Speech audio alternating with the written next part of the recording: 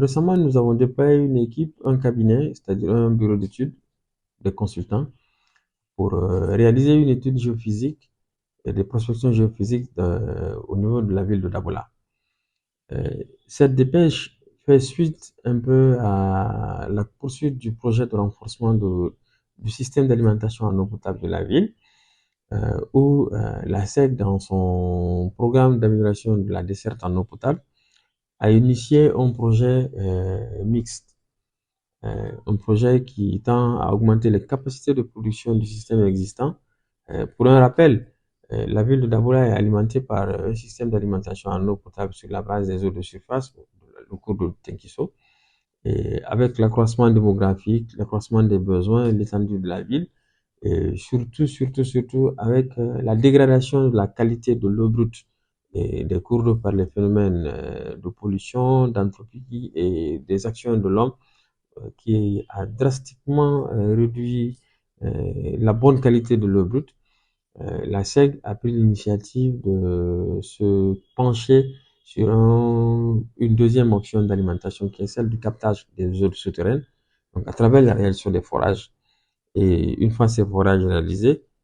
leur source d'alimentation devait être accordée par un deuxième système hybride, un système photovoltaïque à travers les panneaux solaires. Et cela pour un peu atténuer les coûts liés à l'acquisition du carburant, mais aussi pour également amortir un peu euh, les coûts d'acquisition non seulement du carburant, mais pour maintenir les installations dans un état de fonctionnement plus long en termes d'utilisation, de pérennité, en termes de fonctionnement des installations et en termes surtout de protection des installations parce que l'énergie solaire et le courant électrique fait moins sujet, le courant électrique sur la base de l'énergie solaire fait moins sujet à de la panne ou à des masses ou à des courts-circuits, contrairement à l'énergie électrique du réseau que nous connaissons traditionnellement. Donc, la SEG a pris l'initiative de mettre en œuvre ce projet. C'est un projet hybride qui doit être un projet pilote. Une fois les résultats, après analyse et évaluation, les résultats qui nous espérons vont être nettement bénéfiques et positifs, doivent être dupliqués dans les autres villes, surtout les villes qui ont un fort potentiel d'ensoleillement. Alors, ce projet a été mis en œuvre. Il a commencé, il comprenait 3 forages, des forages industriels, qui devaient être accordés au réseau existant et pour pouvoir véritablement venir rattraper le déficit créé par la dégradation des installations existantes, mais également pour constituer une production en plus permettant de procéder à des extensions sur le réseau et à une augmentation du parc des abonnés. Nous avons constaté, après la réalisation de ces 3 forages, que jusqu'ici, euh, le but qui était assigné, nous nous sommes rendus compte qu'il y avait encore des efforts à fournir davantage. Pour la simple et unique raison que euh, ces 3 forages ne parviennent pas à combler le déficit, à combler le besoin qui existe. Donc, fort et conscient de la politique de donner de l'eau ou de l'obligation qu'a la SEC de donner de l'eau à tous, nous nous sommes dit, en termes d'objectifs, il va falloir aller au-delà de 3 forages. Parce que les 3 forages nous ont paru nettement insuffisants.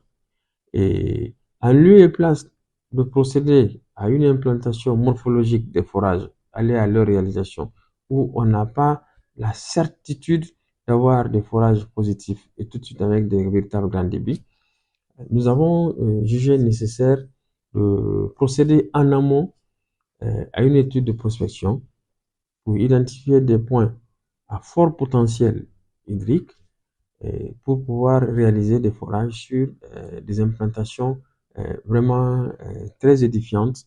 où la probabilité est très forte de tomber sur de l'eau ou sur des fractures plus ou moins. Et le système, il existe à apporter une décharge électrique sur le sol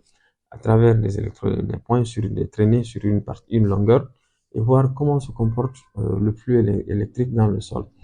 Et les études sont achevées et cela, en termes d'objectifs, il y a des points qui ont été identifiés sur des itinéraires ou sur des profils qu'on a appelés des points principaux, des points alternatifs. Et ce sont des outils qui nous permettent de prendre la décision en termes d'ordonnancement de la réalisation des forages. Pour aller simple,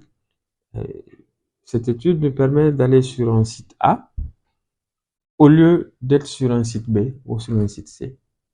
à cause de paramètres favorables que cela nous indique. Et pour que l'on puisse procéder à la foration des forages expérimentaux, des forages de prospection. Après évaluation des débits, cela doit découler par un alésage, une augmentation du diamètre et de facto une augmentation aussi du débit. Et si tous les paramètres sont parfaits, et donc nous allons procéder au captage et faire les analyses sur site et les analyses au laboratoire, les analyses des paramètres physico-chimiques et bactériologiques, voir quels sont les schémas et les mécanismes de traitement additionnels si cela s'avère nécessaire, qu'il faut adosser à ces ressources, à ces points d'eau, pour pouvoir traiter, capter, traiter, transporter, distribuer et mettre à la disposition de la population. C'était ça le but.